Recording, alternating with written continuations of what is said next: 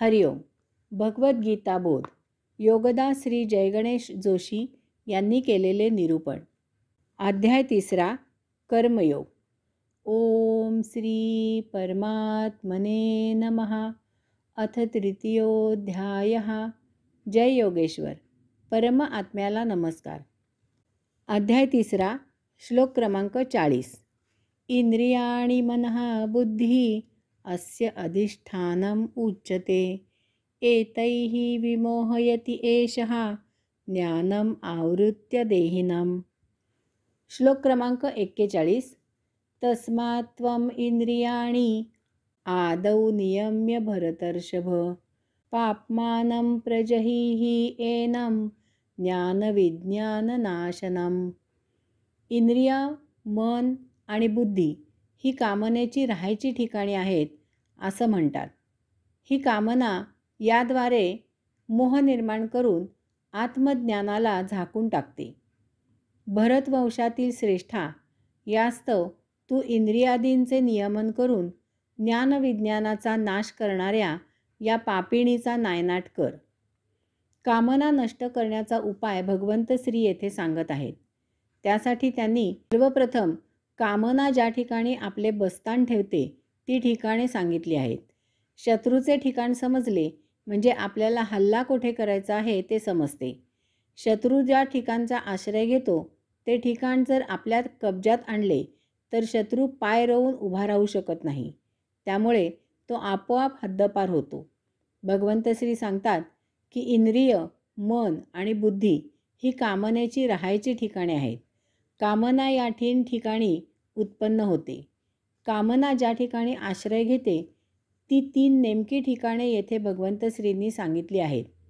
एखादी सुरावट ऐकायला आली की लगेच कान टवकारतात आणि आपण ते स्वर ऐकायला उत्सुक होतो. त्यामधून गाणं ऐकायची कामना उद्युक्त होते. जरा जरी खुट्ट असा आवाज झाला की तो आवाज ऐकायला, तो आवाज कशामुळे झाला हे जाणून घ्यायला, तो आवाज कोणी केला ते पाहायला आपण उद्युक्त होतो.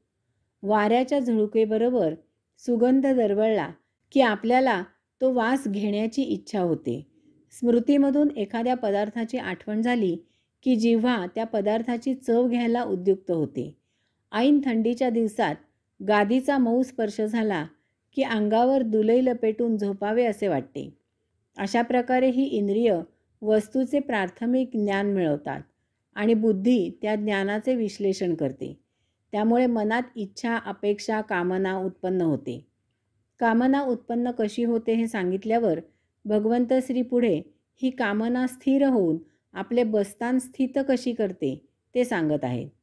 ते सांगतात की कामना याद्वारे मोह निर्माण करून आत्मज्ञानाला झाकून टाकते. कामना केवळ उत्पन्न होऊन उपयोग नाही, ती टिकावी लागते. तरच त्या कामनापूर्तीचे आचरण शक्य आहे.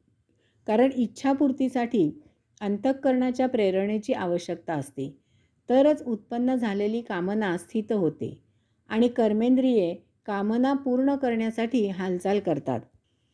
देवदर्शनाची इच्छा झाली तरी देवदर्शन घ्यायला हरकत नाही अशी शिफारस अंतःकरणातून स्फुरावी लागते. एखाद्याचा खून करावा अशी इच्छा झाली तरी अंतःकरणातून त्यासाठी ना हरकत प्रमाणपत्र मिळावे लागते. तरच ते शक्य आहे. याच कारणास्तव धर्मसंमत कर्म करायला, नित्य व्यवहार करायला अंतःकरण चटकन अनुमती देते आणि आपण असे काम करू लागतो. परंतु अधर्म करावा असे जरी मनात आले तरी आतून तशी प्रेरणा होत नाही आणि आपण मनात येऊनही तसे प्रत्यक्ष करत नाही. अनेक वेळा असे काहीतरी घडते की त्यावेळी समोरच्याला अपशब्द वापरून बोलावे असे मनापासून वाटते. परंतु अंतःप्रेरणा तसे करायला परवानगी देत नाही. कारण त्यावेळी अंतःकरणात जागृत असलेला विवेक, संयम, तारतम्य किंवा त्याला काहीही संज्ञा द्या, ते तसे करायला परवानगी देत नाही. याचे कारण काहीही असू शकते. सभ्यपणाचा बुरखा, नीतिधर्माचे पालन, समोरच्याच्या अज्ञानाची कीव, योग्य वेळेची प्रतीक्षा किंवा अन्य काही कारणास्तव मनात आलेले प्रत्यक्ष आचरणात उतरत नाही. या सर्वांमागे आत्मज्ञान हे कारण असते. आतून जीवात्म्याला सतत आत्मप्रेरणा स्रवत असतात. त्या नेहमी सत्प्रवृत्ती प्रसवत असतात. त्यामधून विवेक, संयम, तारतम्य जागृत राहते. त्यामुळे आपल्या हातून दुष्कर्म घडत नाही. याचा अर्थ इंद्रियांमध्ये निर्माण झालेली, उत्पन्न झालेली कामना शमवण्यासाठी ती प्रथमतः तेथे स्थिर होणे महत्त्वाचे आहे. एकदा का कामना स्थिर झाली की मग कर्मेंद्रिये त्यांची अंमलबजावणी करू लागतात.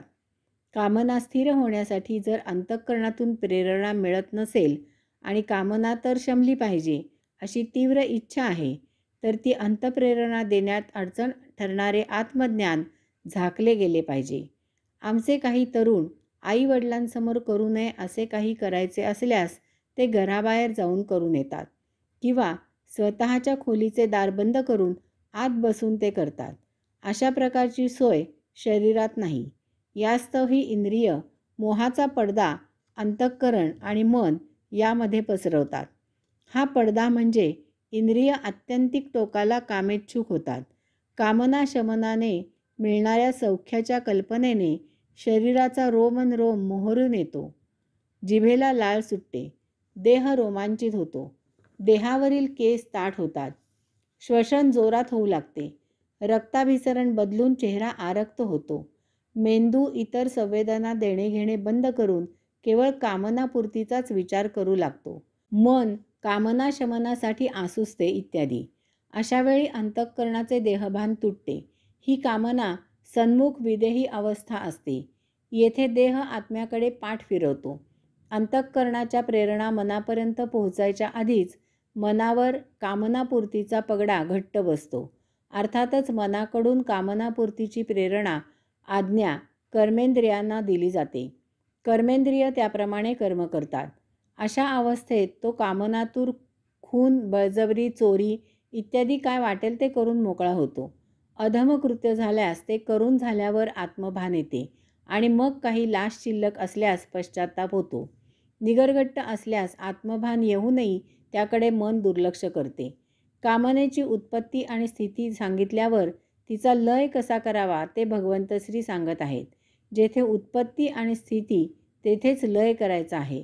ते सांगत आहेत, इंद्रियादींचे नियमन करून ज्ञानविज्ञानाचा नाश करणाऱ्या या पापिणीचा नायनाट करावा. मन आणि बुद्धी ही सुद्धा इंद्रियच आहेत. म्हणून येथे इंद्रियादींचे नियमन असे सर्वनाम वापरले आहे. याचा अर्थ इंद्रिय, मन आणि बुद्धी यांचे नियमन, संयमन करायचे आहे. इंद्रिय काबूत ठेवायची आहेत. कामना जेथे उत्पन्न होते तेथेच ती स्थित होते. यास्तव या उत्पत्तीतच, या स्थित जागेतच तिचा नायनाट करावा. बाह्य वस्तुजगतांमधून कामनेचे बीज इंद्रियात येते आणि त्याला अंकुर फुटतो. यास्तव त्या इंद्रियात ते बीज येऊ नये, या बीजाला अंकुर फुटू नये म्हणून ती जागा आपल्या कह्यात काबूत ठेवायची. कामना इंद्रियात येऊ लागली की ती जर योग्य असेल तर तिला प्रवेश द्यायचा आणि अर्थातच ती जर अयोग्य असेल तर तिला प्रवेश नाकारायचा. अशा प्रकारे इंद्रियांवर स्वामित्व मिळवून कामनेचा नायनाट करायचा.